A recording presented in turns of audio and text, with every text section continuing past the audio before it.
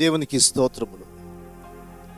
మరోసారి దేవుని వాక్యాన్ని ధ్యానించుటకు దేవుడు మనకిచ్చిన శ్రేష్టమైన విలువైన దేవుని సన్నిధి కొరకే దేవుని ఎప్పుడు మనం స్తుతించాలి. ఇవదికి మరోసారి దేవుని యొక్క వాక్యం ధ్యానం చేసుకుందాం. సామెతల గ్రంథము 28వ అధ్యాయం 1వ వచనం. నీతిమంతులు సింహం వలె ధైర్యంగా నుండును. ప్రియ సహోదరుడ సహోదరి, ఈ రోజున నీతిమంతులు సింహం వలె ధైర్యముగా నుందురు. నీతిమంతులు ఎలా ఉంటారంట? ధైర్యంగా ఉంటారు. చూడండి, నీతిమంతులు భయపడరు, బలము కలిగి ఉంటారు, బహుధైర్యం కలిగి ఉంటారు. ప్రియ సహోదరుడ సహోదరి, మరి నీతిగా న్యాయంగా నువ్వు జీవించినప్పుడు, అంటే నీతిమంతులు అంటే ఎవరు? మారు మనసు పొంది, రక్షణ పొంది, బాప్తిసం పొంది, ప్రభు కొరకు నమ్మకంగా జీవించే వారి జీవితాల గురించి ఇక్కడ దేవుడు తెలియపరుస్తున్నాడు.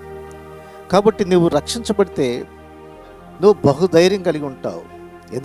ఎందుకంటే దేవుడు నీకు బలాన్ని ధరింపచేస్తాడు. ఆయన దేవుడు నీకు ధైర్యాన్ని ఇస్తాడు. మనం చూస్తే దావీదు యొక్క జీవితంలో బహుధైర్యం కలిగి జీవించున్నాడు. దావీదు సింహానికి భయపడలేదు, ఎలుగుబంటికి భయపడలేదు, గొలియాతుకి భయపడలేదు. దావీదుకున్న బలం ఎవరంటే దేవుడే. నీతిమంతుడు సింహం అలాగుంటాడు, ధైర్యం కలిగి ఉంటాడు. సింహం చూసారా? మరి అడవికి రాజు సింహం. ఏనుగు సింహము కంటే పదంతులు ఉంటుంది, కానీ సింహము ఏనుగు భయపడదు. చూడండి, అడవికి రాజుగా ఉంటుంది. అది చాలా ధైర్యంగా ఉంటుంది, చాలా బలంగా ఉంటుంది. అది పోరాడేటప్పుడు అది విజయం పొందాలని పోరాడుతుంది.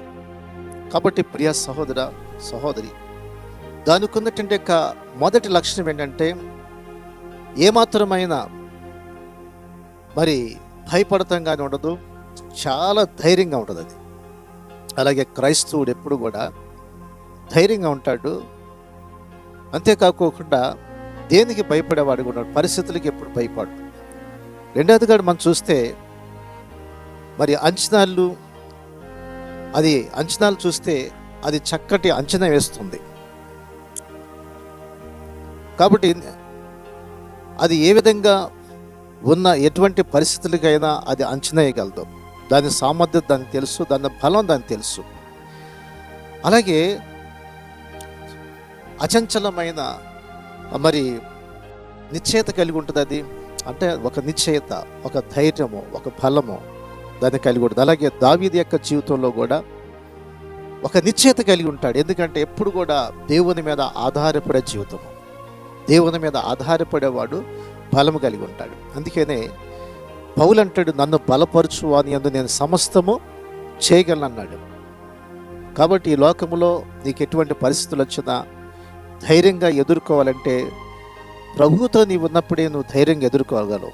నీ కుటుంబంలో వచ్చే సమస్యలు, శోధనలు, ఎటువంటి యొక్క ఆర్థికమైన పరిస్థితులు వచ్చినా కానీ ఎటువంటి వాటికి నువ్వు భయపడవు, లొంగిపోవు. నా దేవుడు నాకున్నాడు, నాకు సహాయం చేస్తాడనే ఒక నిశ్చయత నీలో కనిపిస్తుంది. మూడవదిగా చూస్తే దానికి ఉన్నటువంటి యొక్క స్వేచ్ఛ, అంటే దేని మీద ఆధారపడి దేనికి లొంగిపోయే జీవితం ఉండదు. అనగా పాపానికి లొంగిపోవటం, పాపానికి దాసుడిగా మారటం, కానీ ఎటువంటి యొక్క పాపం యొక్క దాసత్వం కింద నీతిమంతుడు ఎప్పుడు ఉండడు. నీతిమంతుడు ఎప్పుడు కూడా స్వేచ్ఛను కోరుకుంటాడు, విడుదల కోరుకుంటాడు, దేవుని మీద ఆధారపడతాడు, దేనికి లొంగిపోడు, దేనికి బానిసడి కాడు. తన జీవితాన్ని ఎప్పుడు కూడా దేవుని స్వేచ్ఛగా తన యొక్క జీవితాన్ని, లక్ష్యాన్ని ముందుకు వెళ్ళడానికి నిర్ణయం చేసుకుంటాడు. అలాగే నాలుగోదిగా మనం చూస్తే బాధ్యత కలిగి ఉంటుంది. సింహం ఎప్పుడు కూడా బాధ్యత కలిగి ఉంటుంది. అంటే తన పిల్లల కోసం తన ప్రాణమైన పెట్టడానికి సిద్ధపడుతుంది. తన పిల్లల కోసం ఎటువంటి సమస్య వచ్చినా తన కుటుంబాన్ని కాపాడుకోవడానికి అది బలంగా పోరాడుతుంది. అలాగే క్రైస్తవ జీవితంలో నీతిమంతుడు తన కుటుంబం కోసం, తన సంరక్షణ కోసం, బిడ్డల యొక్క సంరక్షణ కోసం ఎంతో కష్టపడతాడు. వారి కోసం ఎంతో ప్రయాసపడతాడు. కుటుంబం నిలబెట్టుకోవడానికి, బిడ్డలను చదివించుకోవడానికి, వాళ్ళు ప్రయోజకులుగా చేయటానికి మరి ఎంతో శ్రమపడి ఎంతో కష్టపడుతూ అంతేగా దాన్ని సంరక్షించుకుంటాడు, కాపాడుకుంటాడు నీతిమంతుడు. ప్రియులరా, అందుకనే నీతిమంతుడు తన పిల్లలకి ఆస్తి సమకూరుస్తాడు ఉంది. నీతిమంతుడు తన పిల్లలకి ఆస్తి సమకూరుస్తాడు. బిడ్డలకి ఆస్తి ఎవరంటే దేవుడే. బిడ్డలకి ఆస్తి అంటే చదివే. వారికి బాగా చక్కగా చదివిస్తే వారికి వారి కాళ్ళ మీద వాళ్ళు నిలబడతారు, వాళ్ళు చక్కగా ప్రయోజకులుగా మారుతారు.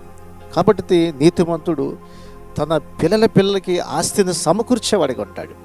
కాబట్టి నీతిమంతుడు తన బిడ్డల్ని సంరక్షిస్తాడు, వాళ్ళ కోసం ఎంతో శ్రమిస్తాడు, ఎంతో కష్టపడతాడు, కుటుంబం పట్ల చాలా శ్రద్ధ కలిగి ఉంటాడు, బాధ్యత కలిగి ఉంటాడు. అలాగే తను చేసే పనిలో బాధ్యత కలిగి ఉంటాడు. కాబట్టి అందుకనే అతడు ధైర్యంగా ఉండగలడు, నిర్భయంగా ఉండగలడు. మరి ఆఖరిగా 5వది మనం చూస్తే తన యొక్క సామర్థ్యత మనం చూసినట్లయితే మరియు సామర్థ్యత కలిగి ఉంటాడు. అనగా మరంత స్పష్టమైనటువంటి యొక్క సామర్థ్యత కలిగి అది ఏ విధంగా ముందుకు వెళ్తుందో సింహమో, అలాగే క్రైస్తవ జీవితంలో కూడా అన్ని విషయంలో సామర్థ్యత కలిగి ఉంటాడు.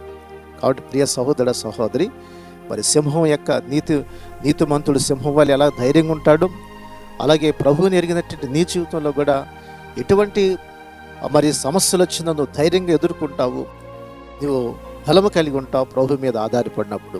కాబట్టి దావీదు ఆ విధంగా దేవుని మీద ఆధారపడినప్పుడు దేవుని యొక్క బలం అతను కొంది, అతడు చాలా ధైర్యంగా ఉన్నాడు. అతని జీవితంలో ఎంతో గొప్ప విజయాలు చూశాడు. అంతేకాకుండా తన కుటుంబాన్ని, తన బిడ్డలను కూడా దేవుని సన్నిధిలో ఉండాలని కోరుకున్నాడు. తన కుటుంబం కోసం ఎంతో కష్టపడ్డాడు. కాబట్టి తన కుటుంబం కోసం, తన బిడ్డల కోసం ఒక గొప్ప వాగ్దానాన్ని, ఒక ఆశీర్వాదాన్ని ప్రభు దగ్గర సంపాదించుకున్నాడు. అదేవిధంగా నీ జీవితంలో కూడా ప్రభు అలాగ ఇచ్చినట్టు ప్రభు దగ్గర అట్టి కృప దేవుడు అనుగ్రహించినట్లుగా ప్రార్థన చేసుకుందాం. పరిశుద్ధుడ, ప్రేమ కనికరంగా యేసయ్య వందనాలు. సింహంలాగా నీతిమంతులు ధైర్యంగా ఉంటారని సెలవిచ్చావు. కాబట్టి సింహం ఎటువంటి వాటికి భయపడక ధైర్యంగా ఉన్నట్లుగా ప్రభు దాని యొక్క ఏ విధంగా నీ మీద ఆధారపడి దావీదు బహుధైర్యం కలిగి ఉన్నాడు, అటువంటి యొక్క ధైర్యాన్ని, నిబ్బరాన్ని అనుగ్రహించాయా. దీవించిన ఆయన కుటుంబాల్లో ఉన్న ప్రతి శోధనలు, ప్రతి సమస్యలు తొలగించి శాంతి, సమాధాన, దీవెన, ఆశీర్వాదాలు దయచేయమని యేసు నామమున అడుగుచున్నాం తండ్రి, ఆమేన్. ఈ శ్రేష్టమైన సందేశం మీకు దీవెనకరంగా ఉంటే 10 మందికి షేర్ చేయండి, లైక్ చేయండి, మంచి కామెంట్ పెట్టండి.